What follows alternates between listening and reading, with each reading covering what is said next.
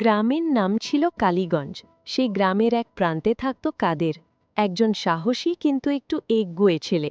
গ্রামের সবাই বলতো, ওই বাঁশবাগানে রাতে যাস না, সেখানে নাকি ভূত আছে। কিন্তু কাদের এসব কথা বিশ্বাস করত না। একদিন পূর্ণিমার রাতে কাদের ঠিক করল সে আজই প্রমাণ করবে ভূত বলে কিছু নেই। হাতে একটা লণ্ঠন নিয়ে সে ঢুকে পড়ল সেই পুরনো বাঁশবাগানে। বাতাস হঠাৎ অদ্ভুতভাবে বইতে শুরু করল। বাঁশগুলো কাঁপতে লাগল, শঁ শঁ শঁ শব্দে চারদিক যেন ভয়ঙ্কর হয়ে উঠল। কাদের একটু থমকে গেল, কিন্তু সাহস করে এগিয়ে চলল। হঠাৎ তার লণ্ঠনের আলো নিভে গেল। চারপাশ অন্ধকার। ঠিক তখনই তার পেছন থেকে একটা ঠান্ডা কণ্ঠস্বর, কাদের, কেন এসেছো এখানে? কাদেরের শরীর ঠান্ডা হয়ে গেল। সে ঘুরে তাকাতেই দেখল একটা সাদা ছায়া, লম্বা চুল, চোখ দুটো লাল জ্বলছে।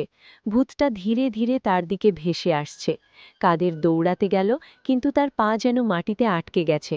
ভূতটা একদম সামনে এসে ফিসফিস করে বলল, যারা সতর্ক বার্তা শোনে না, তাদের আমি নিয়ে যাই।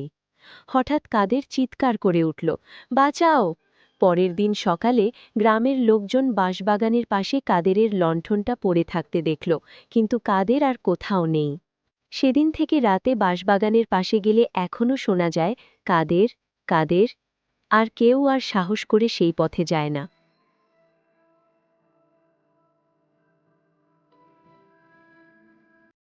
চারদিকে সবুজ মাঠ, পুকুর আর বাঁশঝাড়ে ঘেরা শান্ত একটা গ্রাম। কিন্তু এই শান্তির মধ্যেই লুকিয়েছিল এক ভয়ঙ্কর রহস্য, গ্রামের পশ্চিম প্রান্তের পুরনো বাঁশবাগান। কাদিস ছোটবেলা থেকেই একটু আলাদা স্বভাবের। সে কোনো কিছুকেই সহজে ভয় পেত না। গ্রামে যখনই কেউ ভূতের গল্প বলতো, সে হাসত আর বলতো, সবই মানুষের বানানো গল্প। একদিন সন্ধ্যায় চায়ের দোকানে সবাই বসে গল্প করছিল। হঠাৎ বৃদ্ধ রহিম কাকা বললেন, এই বাঁশবাগানে বহু বছর আগে এক মেয়ে মারা গেছিল। তারপর থেকে রাতে কেউ গেলে আর ফেরে না। সবাই চুপ হয়ে গেল, কিন্তু কাদের হেসে বলল, আমি কাল রাতে গিয়ে দেখে আসব ভূত আছে কিনা। সবাই তাকে থামাতে চাইল, কিন্তু সে কারো কথা শুনল না। সেই ভয়ঙ্কর রাত। পরের দিন ছিল পূর্ণিমা। আকাশে বড় গোল চাঁদ, কিন্তু কেমন যেন অস্বস্তিকর নীরবতা। রাত প্রায় 12টা। কাদের একটা লণ্ঠন আর লাঠি নিয়ে বেরিয়ে পড়ল। ধীরে ধীরে সে বাঁশবাগানের দিকে এগোতে লাগল।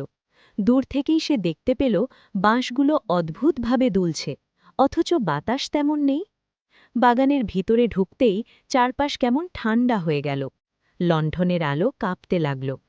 এটা তো শুধু বাতাস, নিজেকে বোঝাতে লাগল কাদের। কিছু দূর যেতেই সে শুনতে পেল বাঁশের শব্দ, যেন কারো ফিসফিসানি। হঠাৎ তার মনে হল কেউ তাকে অনুসরণ করছে। সে পেছনে তাকালো, কেউ নেই। আবার হাঁটতে শুরু করল। ঠিক তখনই লণ্ঠনটা হঠাৎ নিভে গেল। অন্ধকারের ভয়। চারপাশ অন্ধকারে ঢেকে গেল। কাদেরের বুক ধরফর করতে লাগল। সে লাঠিটা শক্ত করে ধরল। হঠাৎ একটা ঠান্ডা নিঃশ্বাস তার ঘাড়ে লাগল।